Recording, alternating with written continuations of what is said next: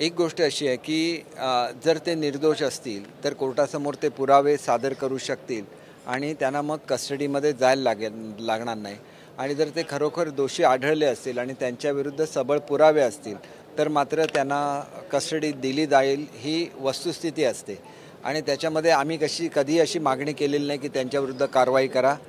खरं तर त्यांच्या संबंधित जे त्यांचे चुलत भाऊ आहेत त्यांना वर्षापेक्षा जास्त काळामध्ये अटक झालेली आहे.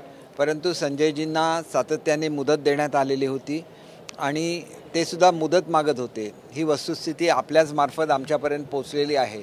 परंतु 2 दिवसापूर्वी त्यांची जी एक क्लिप व्हायरल झाली त्याच्यामध्ये ते असं बोलताना आढळलेले होते की तुम्ही ईडीला दिलेला जबाब बदला असं एका महिलेला सांगताना आढळलेले होते.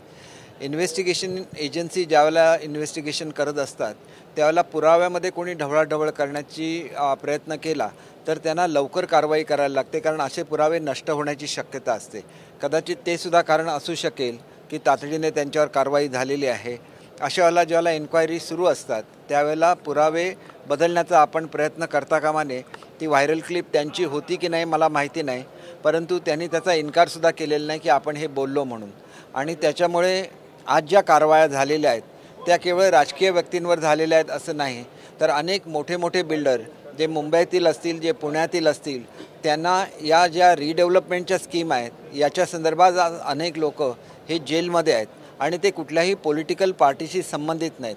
शेवटी आपण एक गोष्ट लक्षात घेतली पाहिजे की रिडेव्हलपमेंट ही जी स्कीम काढली गेली ज्याच्यामध्ये झोपडपट्टीतली लोकं असतील किंवा चाळीतली लोकं असतील यांना स्वतःच्या हक्काची घरं मिळावे हे स्वप्न स्वर्गीय बाळासाहेबांचं होतं. आणि ते स्वप्न साकार होत असताना जर अशा प्रकारे तिथल्या लोकांना जर रस्त्यावर यायला लागत असेल, त्यांना जर त्यांच्या हक्काची घरं मिळत नसतील, तर अशा वेळेला ही जी कारवाई काही दिवसांमध्ये चालू आहे त्याच्या माध्यमातून अशा तऱ्हेच्या बिल्डरना कुठेतरी रोखण्याचं काम ह्या कारवायांमुळे होतं आहे. आणि पुढच्या काळामध्ये गरीब जनतेला गृहीत धरता येणार नाही, त्यांना त्यांच्या हक्काची घरं द्यायलाच लागतील. आणि मग असं विकून झालेला जो पैसा असतो हा पैसासुद्धा ज्यांच्याकडून लोन घेतल्या अशा बँकांना भरायला लागतं. एकदा तुम्ही प्रॉपर्टीज विकणार आणि मग त्याच्यामधून तयार झालेला पैसा हा जर तुम्ही दुसरीकडे ट्रान्सफर करणार असाल तर त्याबाबतसुद्धा शासन हे अतिशय पर्टिक्युलर आहे. आणि त्याच्यामुळे केवळ राजकीय व्यक्तींवर कारवाई झाली असे नाही, तर मोठमोठे बिल्डर्स महाराष्ट्रातले हे आज या आरोपांखाली जेलमध्ये आहेत.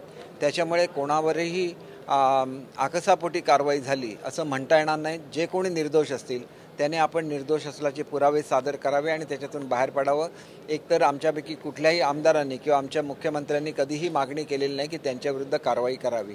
मुख्यमंत्र्यांच्या दिल्लीवारीचा संबंध याच्याशी जोडण्याचा जो प्रयत्न केला जातो हा साफ चुकीचा आहे. आपल्याला माहिती आहे की महाराष्ट्राच्या मंत्रिमंडळाचा विस्तार अनेक दिवस पेंडिंग आहे आणि त्यावेळेला त्यांची जी भेट ठरलेली होती अमित शहाजींची ती रद्द झालेली होती. आणि ती भेट झाली त्याच्यानंतर आल्यानंतर मुख्यमंत्री महोदयांनी जाहीरसुद्धा केलं की आमच्या कॅबिनेटचा लवकरच त्यांच्या कॅबिनेटचा विस्तार होणार आहे. आणि अशा परिस्थितीमध्ये विनाकारण ह्याची कुठेतरी लिंक जोडणं चुकीचं आहे.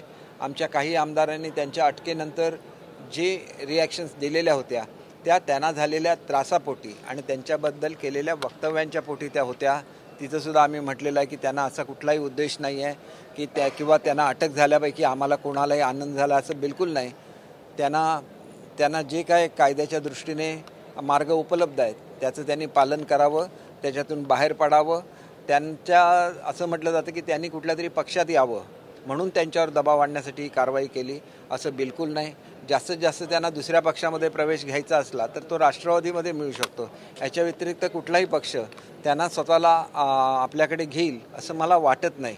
आणि त्याच्यामुळे मला असं वाटतं की त्यांनी उगाच ह्याचा राजकीय इश्यू करू नये. त्यांच्यावरची कारवाई ही प्रवीण राऊतांवर जी कारवाई केली त्याच्या संदर्भातली आहेत आणि प्रवीण राऊतांच्यावर कारवाई केल्यानंतरसुद्धा कितीतरी दिवसाच्या गॅपनंतर आणि त्यांना पूर्ण संधी दिल्यानंतर ही कारवाई होते आहे. ते जर निर्दोष असतील त्यांनी त्याची उत्तरं द्यावी आणि त्यांनी त्याच्यातून बाहेर पडावं. भाई जे.पी. नड्डा यांनी आज एक वक्तव्य दिलं आहे, महाराष्ट्रात फक्त भाजप राहणार, शिवसेना संपणार आणि भाजपशी कुणीही मुकाबला करू शकत नाही असं त्यांनी वक्तव्य केलं. एक गोष्ट असं आहे की ते एका राष्ट्रीय पक्षाचे अध्यक्ष आहेत. त्यांनी बोललेल्या विधानावर विधान करणं हे योग्य नाही. परंतु महाराष्ट्रामध्ये भाजप आणि सेनेची युती आहे आणि त्याच्यामुळे कदाचित त्यांना असं म्हणायचं असेल की आमची युतीच फक्त राहणार, इतर कोणी राहणार नाही, असं जर म्हणायचं असेल तर ते म्हणताना त्यांच्याकडून चूक झाली असेल असं मला वाटतं. त्यांनी शिवसेना संपणार असं स्पष्टपणे म्हटलेलं आहे. शिवसेना म्हणजे बघा, कदाचित असं असेल की ज्या शिवसेनेने त्यांना फसवलं, इलेक्शनमध्ये त्यांच्याबरोबर गेले आणि महाराष्ट्राच्या जनतेला सुद्धा फसवलं, त्यांच्याबद्दल त्यांचं म्हणणं असेल तर त्याच्यावर मी काही कॉमेंट करू इच्छित नाही. संजय राऊतांचे बंधू विनय राऊत म्हणताय एका लेवलला एकाने सांगितलं तर मी उत्तर देऊ शकेन. हां बोला, कोणतरी एक बोला.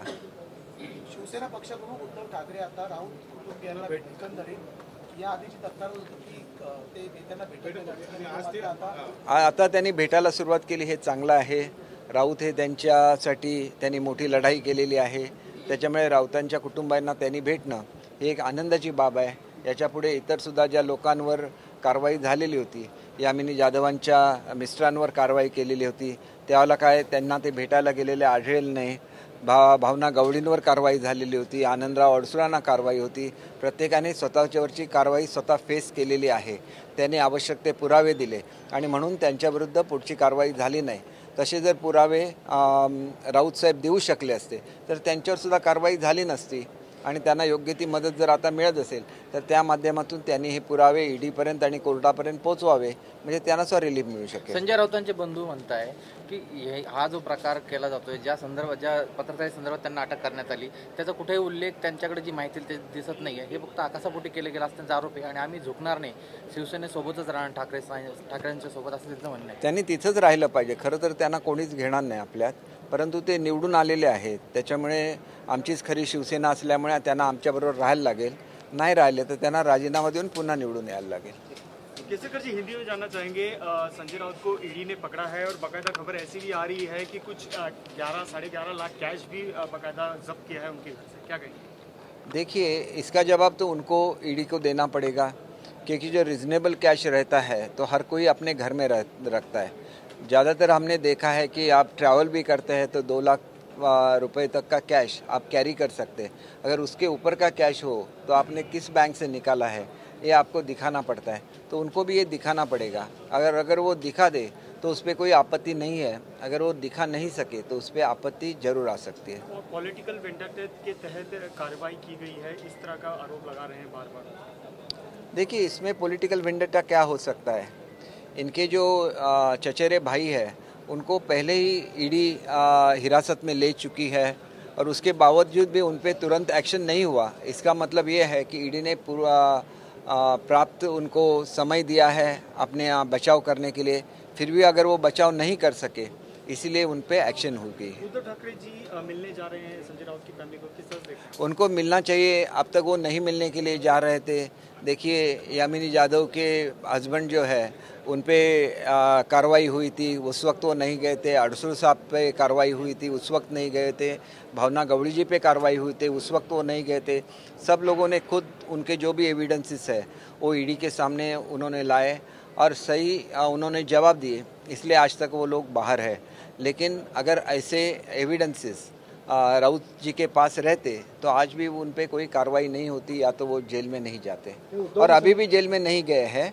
उनको कोर्ट के सामने अपने जो एविडेंसेस है वो सामने रखने चाहिए और जेल में जाने से खुद को बचाना चाहिए. तो संजय राउत के घर पर गए, इसको किस तरह से देखते हैं? मतलब नहीं, उनको जाना चाहिए. वो नेता है, हर कोई बड़ा नेता जो इस तरह का प्रॉब्लम आता है उसको, तो उनको ज़रूर मिलना चाहिए. आज तक नहीं मिल रहे थे, आज मिल रहे हैं, बहुत खुशी की बात है. आदित्य ठाकरे यांनी कोकण दौरा चालू केलेला आहे आणि तुमच्या घराच्या समोरून ते रॅली काढणार होते, त्यांना परवानगी नाकारण्यात. परवानगी नाकारण्याचा काही प्रश्नच नाही. त्याने अवश्य रॅलीज काढाव्या. आपल्याला कदाचित हिस्ट्री रिपीट्स असं म्हटलं जातं. मी आदरणीय पवारसाहेबांच्या नेतृत्वाखाली काम करत होतो. माझ्या मतदारसंघात येणार नाही असं आश्वासन स्वतः पवारसाहेबांनी मला दिलेलं होतं, परंतु ते आले आणि मला स्टेजवर यायला सांगण्यात आलं. त्यावेळेला मी माझा राजीनामा दिलेला होता आणि एक राजकीय लढाई लढलेली होती. त्यावेळेला आदित्यजींना हा इतिहास माहिती नाहीत, कारण ते तरुण आहेत. माझ्या मतदारसंघात ज्यावेळेला जाऊन ते माझ्या जनतेशी, जे माझ्यावर प्रेम करतात, त्यांच्याशी खोटं बोलणार असतील तर मला खरं बोलायला लागेल महाराष्ट्राच्या जनतेशी. कालच मी हे जाहीर केलेलं आहे. त्याच्यामुळे एक 2 दिवसात मी त्यांच्यासाठी काय केलं हे मी जाहीर करेन आणि ते केल्यानंतर महाराष्ट्राच्या जनतेला लक्षात येईल की जे काय आज बोललं जातं, जी आज खोटी सहानुभूती मिळवली जाते, हे संपूर्णपणे चुकीचं आहे. आजपर्यंत मी जे काय केलं, ज्या पक्षामध्ये आहे त्याच्या हितासाठी केलेलं आहे. मी कधीही वारंवार पक्ष बदललेले नाही आहेत. ज्याला पवारसाहेब तिथं आले आणि मला त्यांच्याबरोबर जाणं स्टेजवर शक्य नव्हतं, त्यावेळेला मी माझ्या आमदारकीचा राजीनामा त्यांच्याकडे दिला आणि त्याच्यानंतर थेट लढाईमध्ये उतरलो. एवढं मॉरल माझ्याकडे निश्चितपणे आहे. आम्ही सर्वजण भाजप आणि सेना युतीच्या तिकिटावर लढून आलेलो आहोत. त्याच्यामुळे आम्हाला राज्य करण्याचा पूर्ण अधिकार आहे. त्यांनी मात्र भाजप सेनाच्या युतीमध्ये निवडून आले असतानासुद्धा काँग्रेस आणि राष्ट्रवादीबरोबर आघाडी करून या ठिकाणी सरकार स्थापन केलं. त्यावेळेला त्यांनी जनतेच्या समोर जायला पाहिजे होतं, आपले राजीनामे सादर करायला पाहिजे होते, नव्याने इलेक्शन्स लढवायला पाहिजे होतं आणि त्याच्यानंतर सरकार स्थापन करायला पाहिजे होतं. उगाच लोकांची खोटी सहानुभूती मिळवण्यासाठी अनेक गोष्टी दडवल्या जातात. आजपर्यंतसुद्धा मला जो आदर आहे ठाकरे कुटुंबियांच्याबद्दल, त्यामुळे मी बोललेलो नव्हतो. परंतु ठाकरे कुटुंबियांपैकीच एक माझ्या मतदारसंघामध्ये जाणार असेल आणि अशा तऱ्हेची भाषणं करणार असेल, ज्या तऱ्हेची भाषणं त्यांनी इतर आमदारांच्या मतदारसंघात जाऊन केली, तर मी त्यांच्या कुटुंबासाठी काय केलं हे सुद्धा मला सांगायला लागेल. कारण मी एक सिन्सिअर मनुष्य आहे. मला कोणी करायला सांगितलेलं नव्हतं, पण मी जिथं जातो त्याच्यावर प्रेम करतो. ज्यावेळेला राष्ट्रवादीतून बाहेर पडलो त्यावेळेला BJP राष्ट्रीय पक्ष होता, त्यांच्याकडे मी जाऊ शकलो असतो. परंतु मराठी माणसाच्या प्रेमापोटी बाळासाहेबांनी जी एक संघटना उभी केली, ज्याच्यामुळे मराठी माणसाचा स्वाभिमान जागृत झाला, त्यांनी मराठी माणसाच्या हाताला काम दिलं, हे सगळं बघून मी शिवसेनेत आलेलो आहे. आणि ती संघटना जर नष्ट होत असताना त्यांचे कुटुंबीय हे त्याच्याकडे दुर्लक्ष करीत असतील तर ते चुकीचं आहे. आणि म्हणून मला असं वाटतं की त्यांनी येऊन एका तऱ्हेने माझं या संदर्भातले मार्ग मोकळे केलेले आहेत.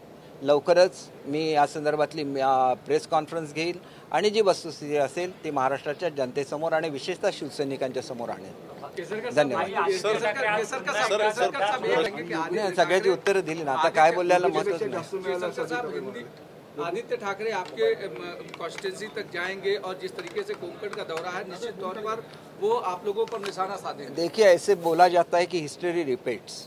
मैं जब पवार साहब के साथ था तो मैं ये कहना चाहता हूँ कि उनसे मैं इतना प्यार करता था, इतना मेरा लगाव था कि मैं जब 40 साल का था उन्होंने मेरा नाम MP के पोस्ट के लिए बहुत उन्होंने जीत की थी. और हमारा जो राजापुर कॉन्स्टिट्यूंसी है उसका टिकट कांग्रेस ने सबसे लास्ट डिक्लेयर किया था. उतना वो मुझे चाहते थे. इसके बावजूद मेरे एज के 54 इयर्स तक मुझे टिकट नहीं दिया गया, आमदारकी का भी टिकट नहीं दिया गया. फिर भी मैं पवार साहब के साथ रहा. उन्होंने जब मुझे टिकट दिया तो 2 बार जहाँ पे NCP हार चुकी थी वो सीट मैंने जितवाई, उनके साथ रहा. लेकिन मेरा संघर्ष कोंकण के शांतता के लिए था और मेरे संघर्ष के बारे में पवार साहब पूरी तरह जानते थे. जब नारायण राणे के लड़के खड़े हुए थे लोकसभा के लिए तो मैं खुद आके पवार साहब को मिला था.